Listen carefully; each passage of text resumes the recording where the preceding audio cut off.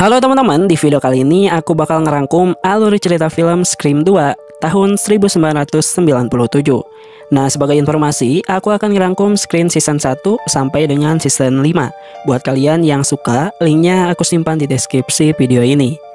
Scream 2 ini menceritakan tentang kondisi 2 tahun setelah rangkaian pembunuhan pertama, saat Sydney mulai kuliah dan jadi mahasiswa baru ataupun maba.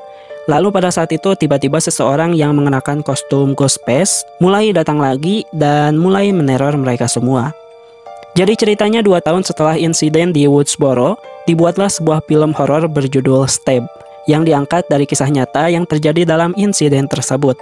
Dan pada saat itu mereka tengah mengadakan sneak preview atau penayangan perdana, di mana naskah film ini sendiri diadaptasi dari buku karangan Gale. Masing-masing penonton pada saat itu diberi souvenir berupa kostum Ghostface dan banyak yang mengenakannya di dalam studio. Salah satu penonton yang hadir adalah Maureen Evan dan Phil Stephen. Keduanya merupakan mahasiswa senior di Windsor College. Tidak terlalu suka dengan film horor, Maureen pun pada saat itu izin untuk pergi keluar. Ia berniat untuk membeli popcorn. Lalu saat ia sudah masuk kembali, Phil kini yang izin keluar untuk buang air kecil. Saat berada di dalam toilet, tiba-tiba datang seseorang yang mengenakan kostum Ghostface. Dan tanpa sebab, ia pun pada saat itu langsung meng-kill Phil. Setelah itu, Ghostface lalu masuk ke dalam studio dan ia duduk di samping Maureen. Maureen yang mengira kalau itu adalah Phil, awalnya tidak curiga. Hingga ia pun akhirnya tiba-tiba diserang dan di-kill oleh orang yang berkostum Ghostface tersebut.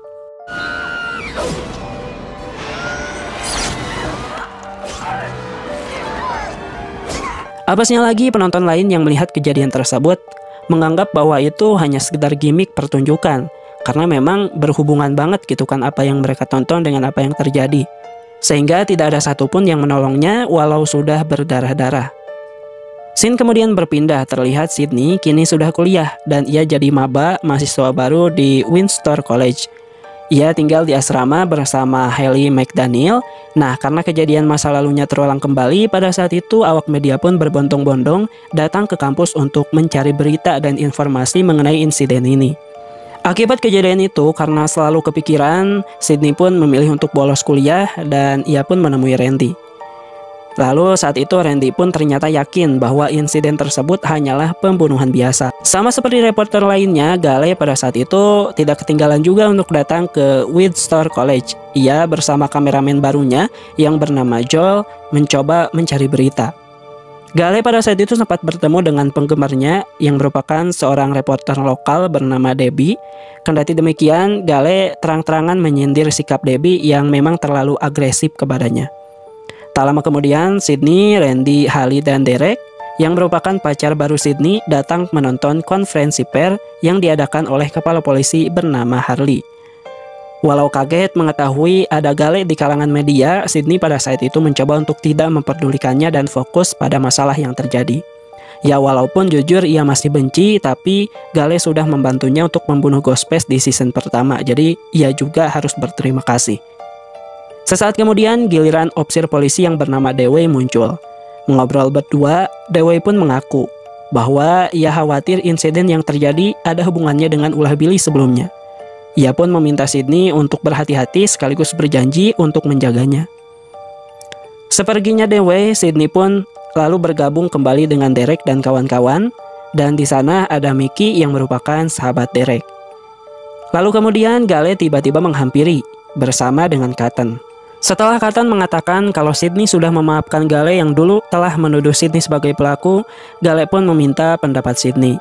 Namun Sydney merespon hal itu dengan menampar Gale.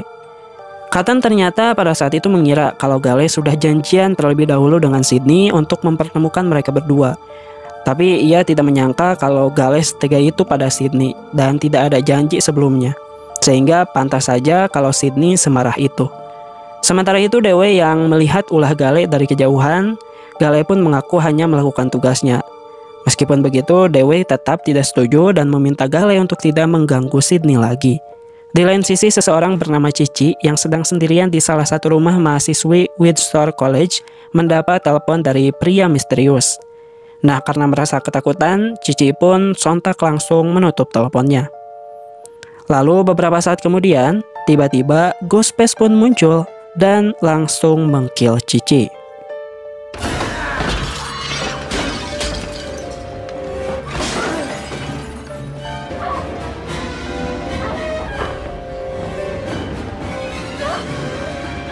Sementara itu, Sydney yang sedang menghadiri pesta bersama Haley dan Derek di rumah mahasiswi lain, mendengar tiba-tiba para polisi berdatangan.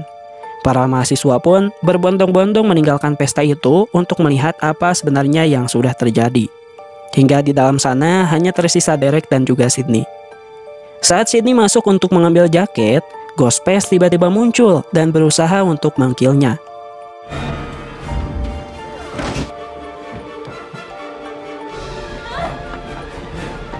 Derek yang berniat untuk membantu malah terluka karena terkena sabetan pisau di lengannya. Pada saat itu, Dewey sempat datang ke TKP, namun Ghostface sudah lebih dahulu kabur. Diketahui nama asli Cici rupanya adalah Casey. Gale menduga ada yang sengaja meniru aksi pembunuhan berantai Ghostface 2 tahun lalu dengan membunuh orang-orang yang memiliki nama yang sama dengan insiden di season pertama. Pihak kepolisian pun tidak membantah dugaan tersebut dan memang pihak polisi juga menduga ada kemungkinan ke arah sana. Di lain sisi mereka juga curiga terhadap Derek karena ia hanya mengalami luka ringan dan ia tidak dibunuh seperti yang lainnya. Kemungkinan luka itu sengaja dibuat agar orang lain tidak curiga. Di lain sisi di kafetaria, Derek pada saat itu bernyanyi untuk Sydney dan ia masih sempat mengatakan cinta di tengah tragedi yang mencekam itu. Ia lantas menutup aksi hebohnya itu dengan memberikan sebuah kalung dan ia yakin kalung tersebut bakal melindungi Sydney dari bahaya yang saat ini tengah terjadi. Suatu hari Randy menemui Dewey untuk memberikan opininya mengenai kasus yang saat ini marak terjadi. Menurutnya ada beberapa orang yang bisa menjadi tersangka. Di antaranya adalah Derek, Mickey, Haley, dan Gale. Namun berhubung Mickey ada kaitannya dengan dirinya, Randy yakin ia bukanlah tersangka. Yang menurutnya, orang yang paling memungkinkan dicurigai adalah Gale. Namun, mendengar hal itu, Dewey tidak setuju.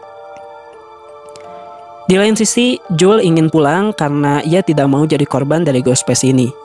Namun, Gale meyakinkannya untuk tetap bertahan demi popularitas. Apalagi jika mereka berhasil mendapatkan berita yang eksklusif, pasti itu akan meledak dan mereka akan naik jabatan. Dan mereka juga akan viral. Sydney yang sebelumnya terpilih untuk menjadi pemeran utama dalam drama teater kampus pada saat itu juga berniat untuk mundur. Karena ia khawatir ia tidak bisa menampilkan yang terbaik apalagi dengan semua tekanan yang terjadi saat ini. Namun pembimbingnya yang bernama Gus Gold justru merasa ini adalah momen terbaik bagi Sydney untuk berkembang dan menampilkan kemampuan aktingnya yang terbaik. Saat sedang latihan pada saat itu Sydney melihat tiba-tiba Ghostface datang dan menyerangnya lagi. Lalu tak lama kemudian, sosok Ghostface itu kemudian menghilang.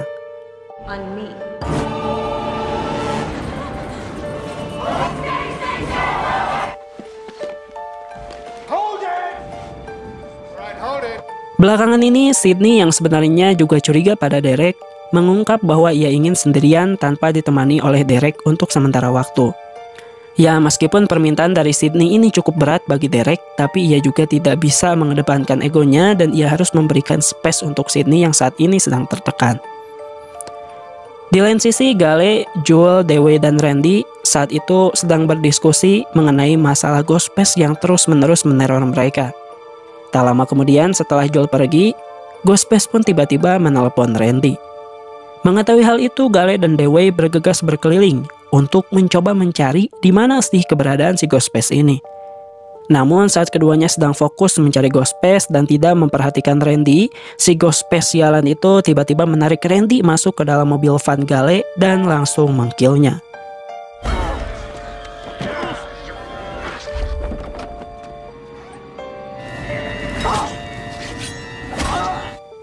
Di perpustakaan, Sydney tiba-tiba pada saat itu mendapat sebuah pesan dari komputer kampus yang terhubung satu sama lain. Nah, pesan tersebut menyatakan kalau Sydney bakalan mati nanti malam. Sesaat kemudian Cotton muncul dan mengajak Sydney untuk bekerja sama. Ia rupanya ingin mendapat popularitas dan kekayaan dengan memanfaatkan apa yang sudah ia alami sebelumnya. Dan itu bisa ia peroleh apabila Sydney mau melakukan wawancara bersama dirinya dan Gale. Namun sayang pada saat itu Sydney menolak. Karena merasa kesal, Cotton pun spontan berteriak. Alhasil ia langsung dibekuk oleh 2 orang polisi yang pada saat itu membuntuti Sydney. Lovable and fucked up Sydney Prescott dead, remember? Namun belakangan karena memang tidak ada bukti bahwa Cotton adalah pelaku pembunuhan, polisi pun akhirnya membebaskannya. Kemudian setelah itu pihak kepolisian pun memutuskan untuk membawa Sydney ke rumah yang lebih aman sementara waktu dan Hallie berjanji akan menemaninya. Sementara itu dengan alasan mobil van sudah tidak bisa lagi digunakan, Joel pun mengundurkan diri pada saat itu sebagai reporter. Sementara Gale juga pada saat itu mengaku pada Dewey bahwa ia tidak peduli lagi pada berita dan ia hanya ingin menemukan siapa pelaku sebenarnya dari rangkaian pembunuhan yang baru-baru ini terjadi. Mereka kemudian bersama-sama menonton seluruh rekaman footage yang dibuat oleh Joel sebelumnya di salah satu ruang kampus film. Tak lama kemudian Ghostface pada saat itu pun mendadak muncul dan tanpa berpikir 2 kali, Dewey pun langsung berusaha untuk mengejarnya.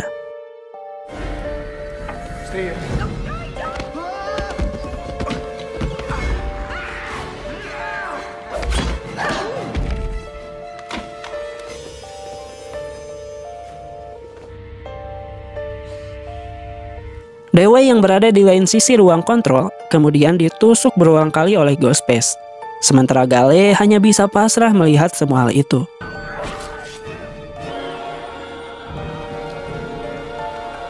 Di lain sisi, Sydney dan Hallie pada saat ini akan menuju ke rumah yang lebih aman dengan diantar oleh 2 orang polisi. Namun belum juga keluar dari area kampus, Ghostface pun pada saat itu tiba-tiba muncul dan langsung mengkill kedua polisi tersebut berserta dengan Hallie.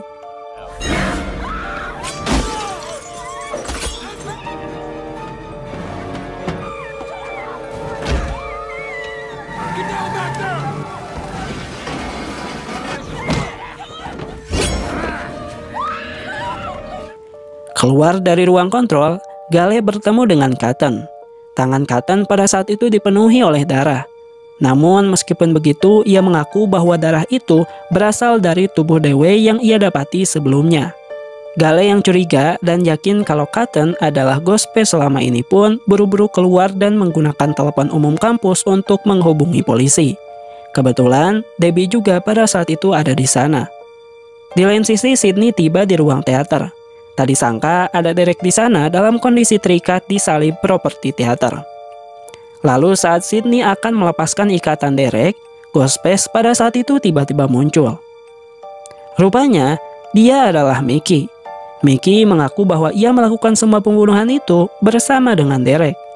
Mendengar hal itu, Sydney pun yang tadi akan melepaskan ikatan Derek langsung membatalkannya. Lalu, Mickey lantas menembak mati Derek yang membuat Sydney pada saat itu sedikit terkejut. Mickey pun berniat untuk menutup semua aksinya dengan mengkill Sydney dan membiarkan dirinya tertangkap. Nantinya ia bakal mengkambing hitamkan segala kekerasan yang ada di film sebagai pemicu dari aksinya.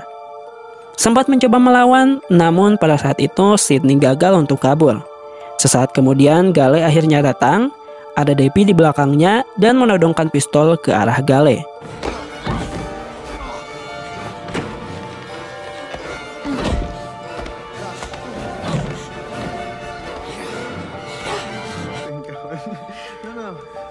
Melihat Debbie, Sydney langsung mengenalinya sebagai Nyonya Loomis, alias ibu dari Billy yang dulu juga pernah menjadi Ghostface. Dari sini terungkaplah sudah bahwa ia adalah Ghostface yang kedua yang melakukannya tentu saja untuk balas dendam pada Sydney setelah dulu Billy meninggal. Tak lama kemudian, di luar dugaan, Debbie pada saat itu tiba-tiba menembak Mickey hingga akhirnya ia pun meninggoy. Ia juga sempat menembak Gale yang pada saat itu berusaha untuk kabur. Berbeda dengan Mickey, Debbie pada saat itu berniat untuk mengkambing hitamkan Sydney. Namun karena tidak mau menyerah begitu saja, Sydney pun berusaha untuk melawan, termasuk dengan memanfaatkan peralatan di ruang teater yang ia kenal dengan baik.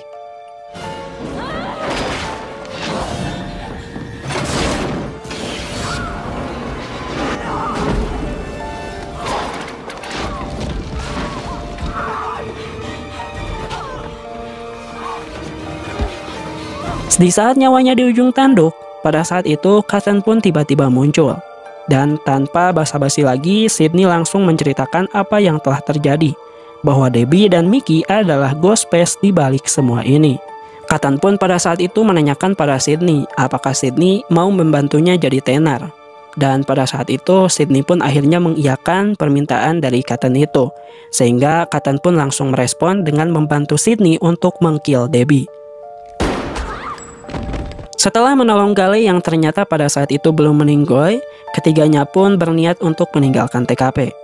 Tapi tak lama kemudian tiba-tiba Mickey kembali bangkit dan spontan Gale serta Sydney pun memberondongnya dengan tembakan. Tidak mau kecolongan lagi, Sydney lanjut menembak kepala Debbie untuk memastikan bahwa dia benar-benar sudah mati dan tidak akan bangkit lagi. Setelah peristiwa itu, Joel kembali dan mengajak Gale untuk membuat siaran eksklusif atas apa yang baru saja terjadi. Melihat petugas medis membawa Dewey yang lagi-lagi selamat ke dalam mobil ambulans, Gale pun memilih untuk pergi bersamanya dan tidak melakukan siaran itu. Sementara itu, Sydney yang dihampiri oleh awak media memberitahu bahwa pahlawan sebenarnya dari semua penumpasan Ghostface ini adalah Cotton. Mereka pun dipersilakan untuk mewawancarainya saja. Lalu setelah itu film pun selesai. Nah, buat kalian yang suka dengan film-film kayak gini, aku udah posting Scream season pertama, dan aku juga nanti bakal posting Scream ketiga, keempat, sampai kelima. Jadi buat kalian yang penasaran boleh dicek di kolom deskripsi video ini, dan jangan lupa subscribe biar gak ketinggalan video kami selanjutnya.